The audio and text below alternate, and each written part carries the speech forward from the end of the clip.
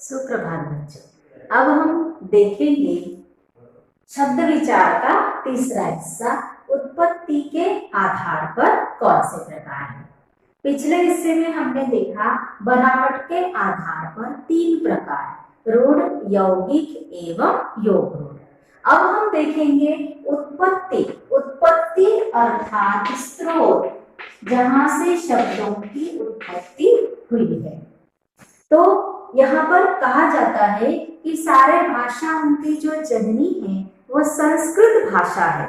संस्कृत भाषा से अधिक भाषाओं में शब्द लिए गए हैं।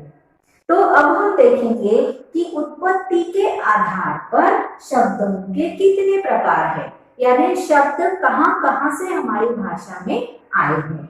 तो इसके हैं 4 प्रकार, तत्सम, तद्भव, देशज एवं विदेशी। 4 प्रकार है। कौन से है? तत्सम, तद्भव, देशज एवं विदेशी। अब ये तत्सम शब्द क्या है और तद्भव शब्द क्या है? तत्सम शब्द वो है जो संस्कृत के जो शब्द हैं वो वैसे के वैसे ही हमारे हिंदी भाषा में प्रयुक्त किए जाते हैं। ये है संस्कृत के शब्द मूल रूप से अर्थात उनमें कोई भी परिवर्तन नहीं होता है।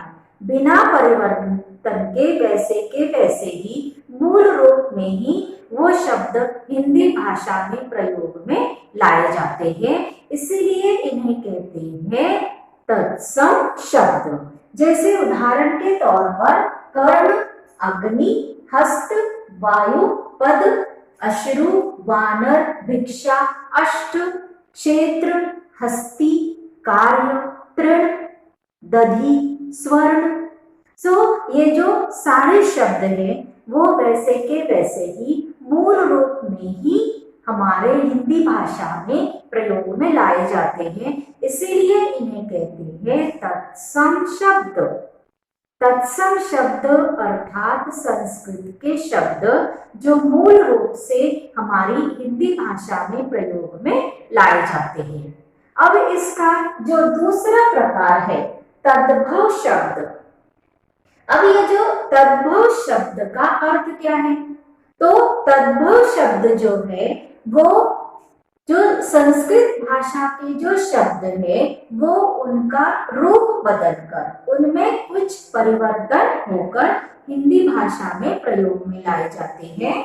जैसे कर्ण का बनता है कान, अग्नि आग, हस्त हाथ, वायु हवा, पद पैर, अश्रु आंसू, उसके बाद पानी, उसके बाद हवा, पैर, जीभ, दूध। जैसे भिक्षा का बनेगा भीख, कोकिल का बनेगा कोयल, आम्र का बनेगा आम, मुख का बनेगा मुंह, घृत का बनेगा घी, पत्र का बनेगा पत्ता। तो इस तरह से जो तत्सम शब्दों का रूप बदलकर परिवर्तन करके जो हिंदी भाषा में उपयोग में लाए जाते हैं उन्हें कहते हैं तद्भव शब्द। तद्भव शब्द अर्थात तत्सम शब्दों का रूप बदला हुआ रूप। उसके बाद तीसरा प्रकार है देशज शब्द। देशज शब्द अब कहाँ से आए हैं?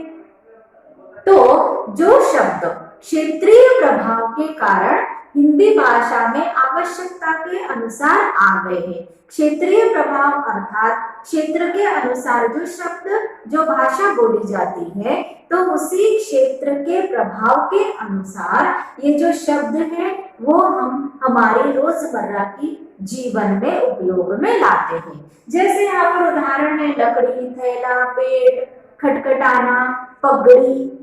तो इस तरह से ये जो शब्द है वो देशज शब्दों से आए हैं। क्षेत्रीय प्रभाव के कारण अपने अपने क्षेत्र से ये कुछ क्षेत्रों से लिए हुए ये शब्द है जो हम रोजमर्रा की जिंदगी में उपयोग में लाते हैं। उसके बाद है विदेशी शब्द। विदेशी शब्द अर्थात विदेशी भाषाओं से हिंदी भाषा में या फिर हम हमारे जीवन में जो रोज के जीवन में उपयोग में लाते हैं। जैसे यहाँ पर बहुत सारी विदेशी भाषाओं से जैसे जैसे विदेश के लोग हमारे देश में आते हैं वैसे वैसे वहां के शब्द भी हम लोग उपयोग में लाते गए।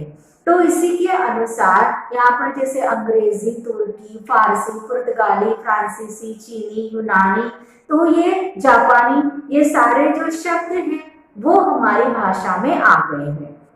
जैसे coffee, rail, platform, cycle, pen, उसके बाद में doctor, telephone, ball, engineer, police, अंग्रेज, कारतूस, दुकान, नमक, गुलाब, तो ये सब सारे शब्द हैं। ये सारे शब्द जो है वो विदेशी भाषाओं से आए हैं, इसीलिए इन्हें कहते हैं विदेशज या विदेशी शब्द। तो हमने उत्पत्ति के आधार पर 4 प्रकार देखे, तत्सम, तद्भव, देशज एवं विदेशी। तत्सम अर्थात संस्कृत के शब्द जो हम मूल रूप से प्रयोग में लाते हैं। तद्भव अर्थात जो तत्सम शब्द का बदला हुआ रूप। उसके बाद देशज अर्थात हमारे क्षेत्रीय प्रभाव के कारण आए हुए शब्द। और विदेशी अर्थात विदेशी भाषाओं से हमने जो शब्दों को अपनाया है वो है विदेशी शब्द। तो बच्चों इस तरह से उत्पत्ति के आधार पर है इसके 4